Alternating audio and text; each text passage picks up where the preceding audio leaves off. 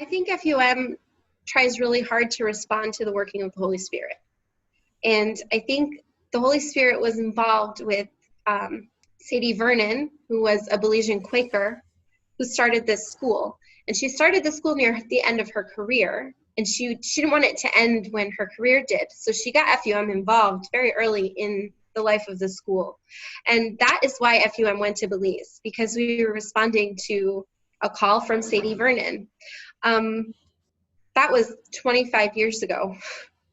And FUM has continued to try to discern how the Spirit is working in Belize and constantly ask, do we need to still be here? And I think so far, the answer is yes. I think FUM contributes to the community in a number of ways, but most powerfully in the lives of the students at the school, but also at the church. In the past couple of years, the church has become, there are 9 or 10 youth who come to church every Sunday. That's almost as many students as we have at school, and they are not overlapping. The kids that go to our church are not the kids that go to school. Many of them were previously students at school, but only 3 or 4 of them. And the rest of the kids that come to church are those kids' friends or cousins. And so there are maybe 25 youth in Belize City that come every Sunday or every weekday, and they come to our center and they are loved there. They experience love from Oscar, from me, from our principal, from our teachers. And I think that is no small thing.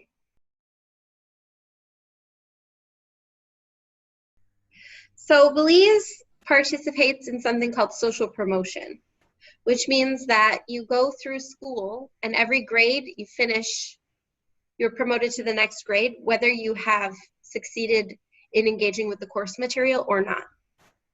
So if there are kids that have had a traumatic experience at home, or that have a learning disability, or that just learn differently from most kids, they get sort of put off to the margins.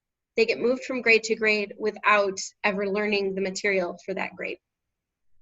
And so that's a lot of the students that we have, not all, but most of our students have had that experience. It's that if a kid starts to struggle, there's very limited resources for helping them get back on track, and very limited mechanisms for catching kids early. And it is a countrywide thing, the social promotion. Our organization is not the only one addressing things like 12-year-olds that can't read and that can't add. There are other nonprofit organizations in Belize City working on these things, but they are doing like tutoring programs, after school programs. As far as I can tell, and I've asked several people, Belize Friends School is the only school that takes holistic care of the child. So we help them with their academic work. It's a full school. We also make sure that they have a breakfast and a lunch every day, and we give them spiritual care, and we connect them to mental health resources in Belize City. So we really are concerned for the whole child, and there's not another school or organization that I'm aware of in Belize City that does that. I think a lot of the reason that kids can leave our school and be successful in high school is that when they're in our school, we focus a lot on character development and building confidence in kids. A lot of kids, when they first come to our school, they can't look at you in the eye. They look down while they talk to you and they mumble. And as they get to know us, and as we love them and give them opportunities to succeed at things, they build confidence. But some students leave our school still getting a very low grade in the PSC. Then they go to high school and they're able to be at the top of the class. They've learned study skills. They've learned to have hope.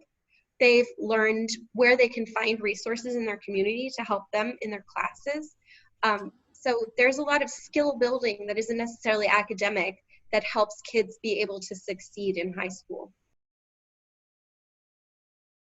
None of the students have to be at school.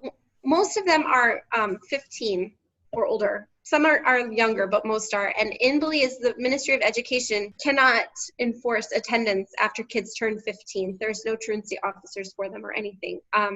So most of them don't have to go to school. I think that they attend because they want a better life for themselves than they could get without a PSE. They want to go to high school, they want to go to trade school, and they want a bright future. And they see going to school as a way that they can achieve that. Most of these kids have families that love them, but kids need love in more than their homes. And in many of their homes, their parents just don't have the resources to help them get what they need in life.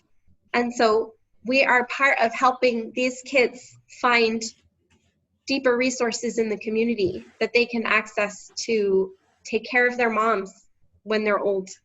A lot of the kids have that as their motivation, like, I'm going to take care of my mom. And I think that's powerful. And I really believe that these kids are and will be part of changing Belize City and bringing light to this place.